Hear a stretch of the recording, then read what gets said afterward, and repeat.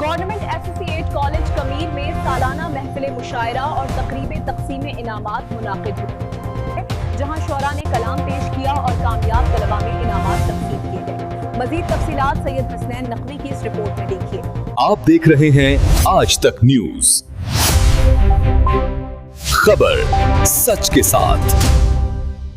Government ایسوسی at college کمیر میں سالانہ محفل مشاعرہ اور تقریب تقسیم انعامات کا شاندار انعقاد کیا گیا، جہاں طلبہ کی تعلیمی کامیابیوں کے ساتھ ادب اور ثقافت کو بھی بھرپور انداز میں اجاگر کیا گیا۔ رپورٹ سید حسنین نقوی ساہیوال، اور آپ دیکھ رہے ہیں آج تک۔ گورنمنٹ ایسوسی ایٹ کالج کمیر میں سالانہ محفل مشاعرہ اور تقریب تقسیم انعامات نہایت وقار اور منظم انداز میں منعقد ہوئی۔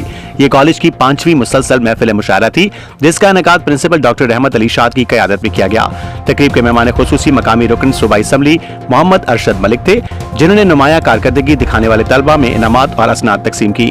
اپنے خطاب میں انہوں نے کہا کہ تعلیم کے ساتھ ادب نوجوان نسل کی فکری اور اخلاقی تربیت میں بنیادی کردار ادا کرتا ہے۔